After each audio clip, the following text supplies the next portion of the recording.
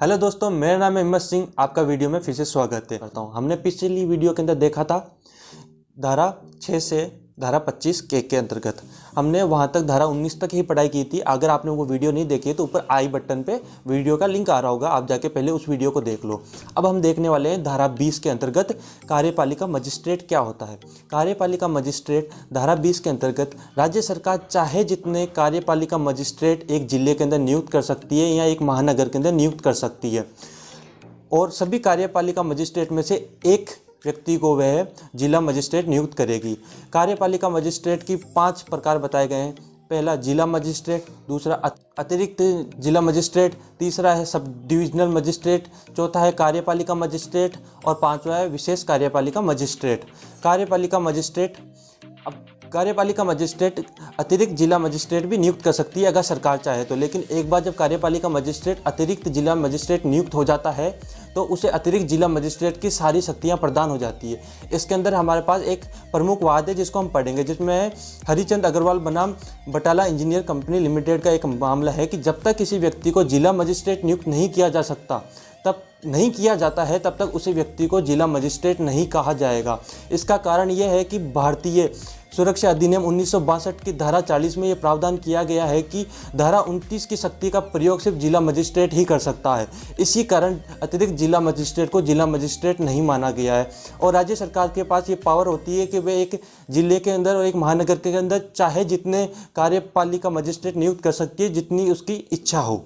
अब हम एक बात और देखेंगे जिसके अंदर भरत कुमार बनाम भारत के चुनाव आयुक्त का मामला है। ये आंध्र प्रदेश उच्च न्यायालय का मामला है, जिसके अंतर्गत राज्य सरकार ने नक्सलवादियों के खिलाफ पुलिस अधिकारियों को न्यायिक मजिस्ट्रेट नियुक्त कर दिया था। इसे खारिज करते हुए आंध्र प्रदेश उच्च न्यायालय ने कहा था कि अनुच्छेद 21 के अनुसार कोई भी व्यक्ति अपने मामले में स्वयं न्यायाधीश नहीं हो सकता है। अब है विशेष कार्यपालिका मजिस्ट्रेट धारा 21 के अंतर्गत। विशेष कार्यपालिका मजिस्ट्रेट की नियुक्ति और उसको क्या शक्तियां प्रदान करनी है, इसके बारे में प्रावधान राज्य सरकार ही करती है। इसका एक अच्छा वाद है जिसके अंदर महाराष्ट्र राज्य वर्सेस मोहम्मद सलीम खान के मामले में ये बताया गया कि उच्च न्यायालय ने यह तर्क दिया है कि विशेष कार्यपालिका मजिस्ट्रेट और कार्यपालिका मजिस्ट्रेट सिर्फ नाम से भिन्न है और इनके पद समान ही है। नाम से भिन्न रखने का कारण ये है ताकि इसे धारा 20 के अधीन ना समझा जाए, और राज्य सरकार विशेष कार्यपालिका मजिस्ट्रेट को धारा 107 की शक्तियां कभी भी प्रदान नहीं कर सकती है। अब हमारा अगला टॉपिक है कार्यपालिका मजिस्ट्रेट की स्थानीय अधिकारिता। इसमें धारा 22 के अंतर्गत बताया गया है कि कार्यपालिका जो मजिस्ट्रेट होता है उसके जो स्थानीय अधिकारिता निश्चित जिला मजिस्ट्रेट के द्वारा की जाती है, और ये शक्ति राज्य सरकार के साथ और उसके नियंत्रण में रहकर जिला मजिस्ट्रेट इसका उपयोग करता है।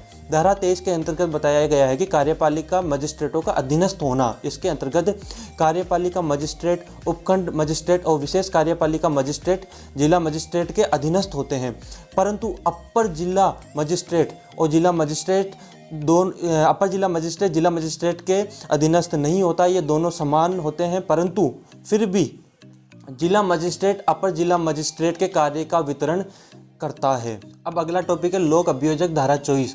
लोक अभियोजक धारा 24 के अंतर्गत यह बताया लोक अभियोजक की नियुक्ति के बारे में प्रावधान किया गया। इसके अंतर्गत राज्य सरकार और केंद्र सरकार उच्च न्यायालय के परामर्श के साथ उच्च न्यायालय के लिए एक लोक अभियोजक या अपर लोक अभियोजक की नियुक्ति कर सकती है।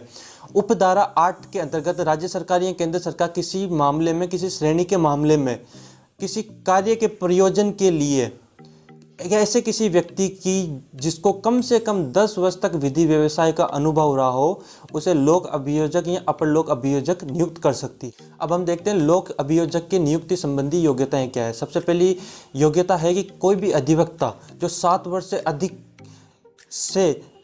से अधिक समय से विधि व्यवसाय कर रहा हो, वह उस व्यक्ति को लोक अभियोजक बनाया जा सकता है। और अधिवक्ता वह होगा जो अधिवक्ता अधिनियम 1961 की धारा 2 के अनुसार बताया गया है।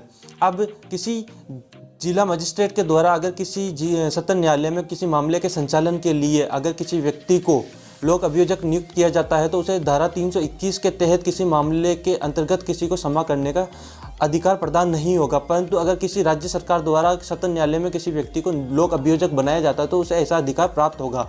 लोक अभियोजक की नियुक्ति धारा 24 की सब क्लॉज 3 के अंतर्गत की जाती है, और लोक अभियोजक वही व्यक्ति कहलाएगा जिसे लोक अभियोजक के तौर पर नियुक्त किया गया हो। लोक अभियोजक का पद एवं उसके द्वारा निष्पादित कार्यों की प्रकृति, ये हम 2 वादों के माध्यम से समझेंगे। पहला है प्रभुदयाल गुप्ता बनाम स्टेट के मामले में ये कहा गया है कि अभियोजन प्रस्तुत करते समय लोक अभियोजक को दोनों पक्षों की ओर शुद्ध आचरण करना चाहिए और दोनों पक्षों की ओर बराबर ध्यान देना चाहिए। दूसरा मामला है महाराष्ट्र राज्य वर्सेस प्रकाश प्रहलाद पाटिल के अंतर्गत एक पिटिशनर ने चुनौती देकर यह कहा कि जिन 2 व्यक्तियों की मृत्यु हुई है लोक अभियोजक उनका रिश्तेदार है। इस पर उच्च न्यायालय ने फैसला सुनाते हुए लोक अभियोजक की नियुक्ति को खारिज कर दिया और इसे नैसर्गिक न्याय के सिद्धांत के खिलाफ बताया। अब है सहायक लोक अभियोजक धारा 25 के अंतर्गत। धारा 25 के अंतर्गत राज्य सरकार जिला मजिस्ट्रेट की सहायता के लिए उसके कामों को कम करने के लिए एक सहायक लोक अभियोजक की नियुक्ति करती है और अगर सहायक लोक अभियोजक फिर भी अनुपस्थित है तो जिला मजिस्ट्रेट खुद उपधारा 3 के अंतर्गत सहायक लोक अभियोजक की नियुक्ति कर सकता है। इसका एक अच्छा मामला शंकर राम वर्सेस मोहम्मद मुस्तफ़ा के मामले के अंदर ये निर्धारित किया गया है कि आपराधिक कार्रवाई को लेकर कभी भी सहायक अभियोजक की नियुक्ति नहीं की जा सकती है।